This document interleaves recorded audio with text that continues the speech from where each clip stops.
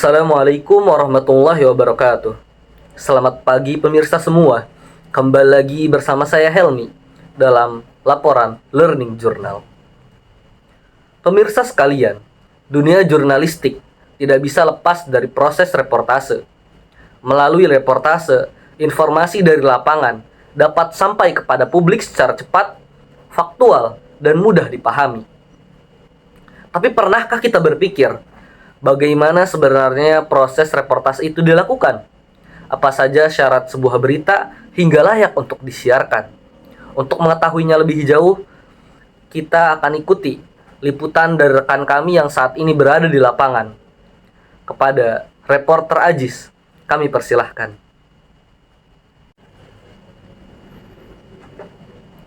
Baik, terima kasih Saudara Helmi. Pemirsa sekalian, sekarang kita tengah berada di lapangan. Dan kini saya akan menjelaskan apa itu reportase dan bagaimana prosesnya.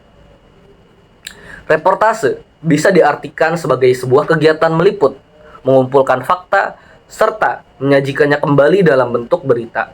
Proses ini juga tidak sederhana. Ada 3 tahapan utama yang perlu dilakukan dalam reportase, yaitu praproduksi, produksi, dan pasca produksi.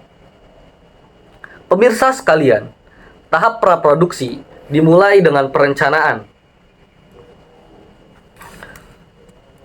Misalnya, ketika ada isu banjir di sebuah daerah, redaksi akan menentukan angle liputan, siapa narasumbernya, dan apa informasi yang paling banyak dibutuhkan oleh publik.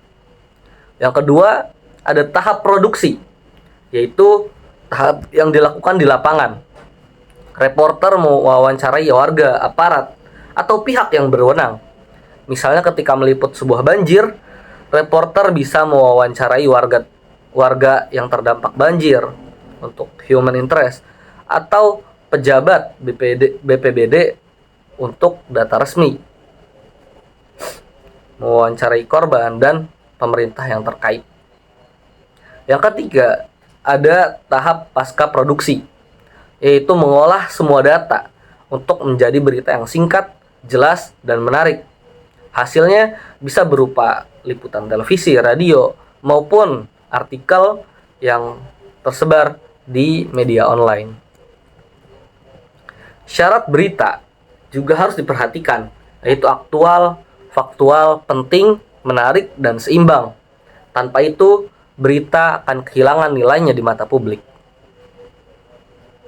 Nah, pemirsa sekalian, untuk mengetahui pandangan langsung, saya sudah bersama dengan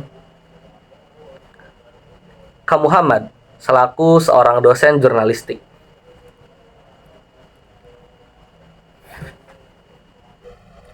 Di sini saya akan menanyakan beberapa hal, yaitu tentang reportase. Baik, Pak. Mengapa proses reportase disebut jantungnya jurnalistik?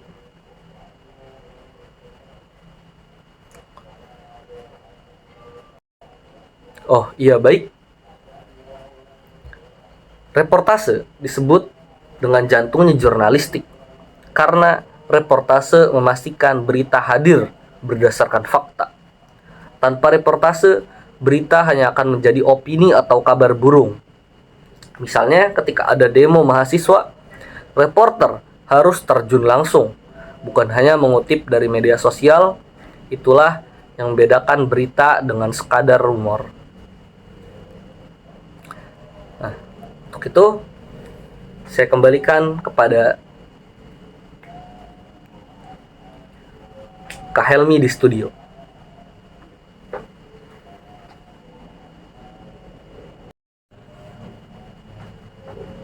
Baik, terima kasih reporter Ajis atas laporannya. Pemirsa sekalian, reportase memang menjadi sebuah inti dari kerja jurnalistik. Dari inilah lahir berita-berita yang kita nikmati setiap hari, mulai dari laporan politik, peristiwa bencana, hingga kisah inspiratif masyarakat. Dengan pemahaman ini, kita bisa semakin menghargai kerja para jurnalis yang terus berupaya menghadirkan informasi yang aktual, faktual, dan bermanfaat.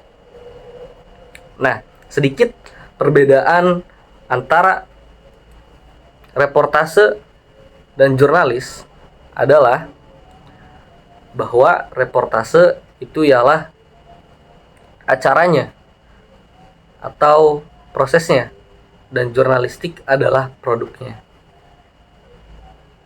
Baik, saya Helmi dalam laporan Learning Journal. Tetap bersama kami untuk berita menarik ataupun pengetahuan selanjutnya. Kurang lebihnya mohon maaf. Saya pamit undur diri. Wassalamualaikum warahmatullahi wabarakatuh.